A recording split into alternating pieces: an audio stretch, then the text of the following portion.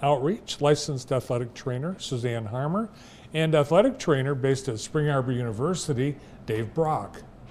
Suzanne, Dave, welcome to the show. Thanks for having us. Yeah. Yes, and just before the show, Suzanne told me she watched something really good twice. What was that?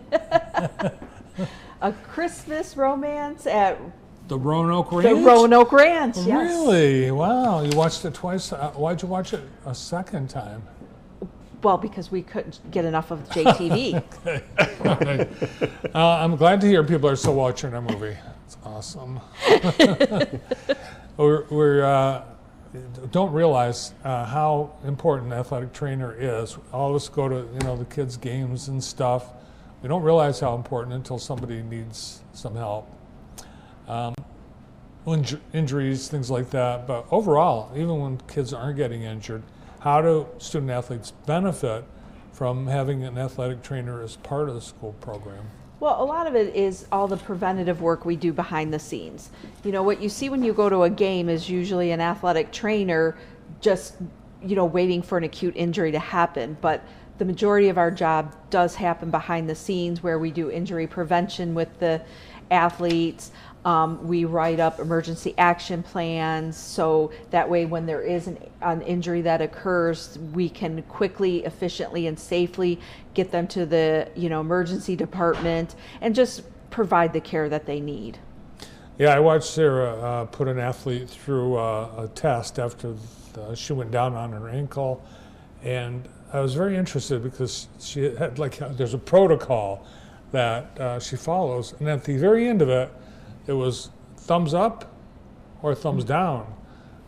You, as the athletic trainer, you're like the most important person in the building. Well, for that 2 little minutes, yeah, and really, and a lot of it is we get so familiar with the athletes because we're there all the time and we know it's normal for them.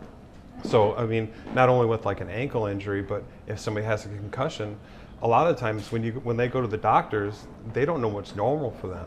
So we have a little bit better insight because we're there, because we see them on a daily basis.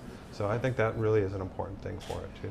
It's being an athletic trainer, you are a healthcare provider, but it's so different than a lot of your in-hospital based providers, right? Mm-hmm. We're with them before injury, we're there when they receive the injury, and we're with them every step of the way until they have rehabbed, recovered, and have returned to play. Where most providers only see them for maybe 15 minutes at an office visit. And it could even be, for some athletes, maybe weeks or a month or so after injury. Our goal at Henry Ford is to, again, provide that safe care, but make it quick and efficient. And so that way their care keeps rolling through, from their emergency visit all the way through physician visits, testing, rehabilitation, or surgeries if they need it, and then back to play. Yeah, and even at that game, you can sit next to the athlete for the whole rest of the game, and then you'll see them at practice the next day. Yeah. How does an athlete get, injury proof? What are some of the things that you recommend your student athletes do so that their chances of not getting injured are better? Well, go ahead. I was just going to say, first off, injury is inherent in sports. Whenever we push our bodies physically, there's going to be injuries occurring. But there are things that athletic trainers can do to help prevent by making joints stronger, doing preventative programs. And I'll let Dave talk about what they do at Spring Arbor. And just prehab instead of rehab. So you're doing things that you would normally do for the rehab type when you have an injury, but you do it beforehand because those are good to prevent the injuries as well. I know at Spring Arbor we have a lot of different coaches that will come in and say, okay, what do we need to do? We're seeing a lot of these injuries. What do we need to do to prevent this type of thing happening? And we'll give them certain exercises that they'll make part of their warm-ups and part of things that they will make an everyday plan for that. So, yeah. And the nice thing for a lot of these athletes, especially high school athletes where parents work and they may not drive yet, where they can go, throughout Jackson and get the care that they need from physicians, is having an athletic trainer at your school helps keeps kids at the school, which is a safe place for them to be, because there's so much that the athletic trainer can do in-house to provide care, rehab, and support. What sports do your ATs support? They support all of them at the school, so it's different based on each school. Yeah, so I mean, from like some schools have lacrosse, from some schools have freshman JV and varsity football, to some schools have just the JVs and varsity soccers. I mean, we cover all varsity and sub-varsity events. So lacrosse is new to Jackson. Yep. It looks very injury prone. I always enjoyed, as an athletic trainer, working lacrosse. I think it's a fun sport to work, and I'm glad that it's, Jackson has its club team here now, and hopefully it keeps growing in our county. Yeah, I can't believe it. It's like brutal, but it's a very physical one, and I mean, they play a lot like football, but they don't have half the pads that the football players do. It's crazy. There's hardly any pad protection on lacrosse players. Yeah.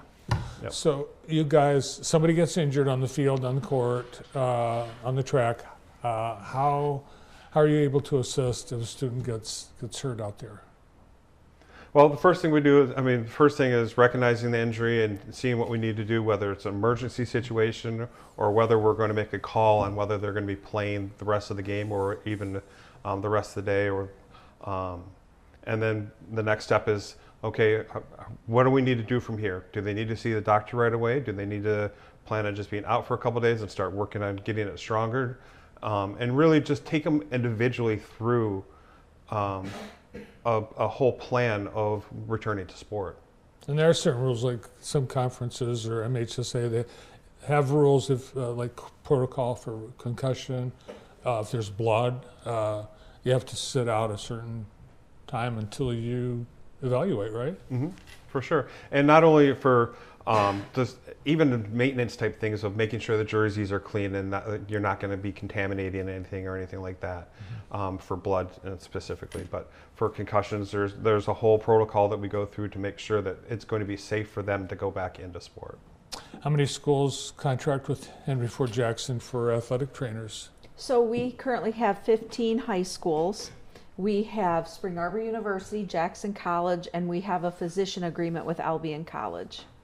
So I saw Jackson College played Schoolcraft last week. A Schoolcraft kid got hurt, and your trainer evaluated them and helped them. That's part of the deal, right?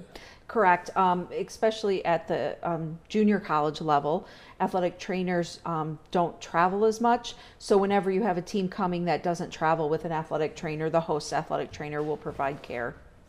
It seems like athletic training is a popular profession for students. I hear them talking about, they want to do that. Is it tough to get in? What's the path to becoming an athletic trainer? So to become an athletic trainer, it's now a master's degree level. So you would go and do your undergrad, and then you would go on to a 2 years master's program, or you can do programs in the state, such as Adrian College, where they have a 4+1 program. So you kind of go in as a freshman undergrad, you get your undergraduate degree and then automatically get your master's as well. What got you interested in being an athletic trainer? So when I was a freshman in high school, my school district had our first athletic trainer ever. His name was Gary, and he was just great with us, and I played sports and got hurt, and we would always be just going in there, Gary, what's wrong? And then he saw that I had an interest in it because I kind of hung out a little more than I should have. And so then I started working with him in high school. And then. Were you stalking him? No. I thought you were going to tell me you fell in love with Gary. Did not fall in love with Gary, although Gary was a great athletic trainer. I really respected him. And I did get to kind of work with him as a student aide on the sidelines. And then ended up, going to college, and here I am. I hear that a lot from people that there's someone that they saw doing that job and they said, that's what I want to be, that person. Yeah, that's I feel like cool.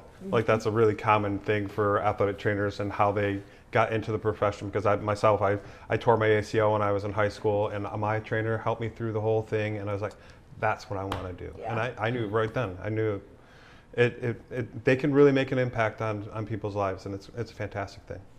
And it's a job that's in demand, but it's such a popular, it's such an in need job and position. There aren't enough people right now. No, we're currently, as a profession, going through a national shortage, so it takes a long time now for some positions to get filled. And we're also going through growing pains because in the past few years, we did go from an undergraduate degree to a master's level.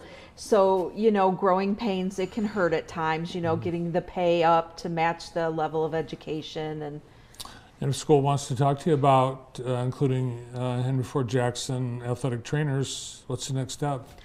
so the next step would be to contact myself as manager of the program, and we would start with a conversation. Awesome. Well, we appreciate all that you and your trainers do to keep our kids healthy and safe. And we appreciate you being here today on Wellness Wednesday. Thank you for having us. From Henry Ford Jackson, Suzanne Harmon, Manager of Athletic Training, and the athletic trainer at Spring Arbor University, Dave Brock. Wellness Wednesday on JTV.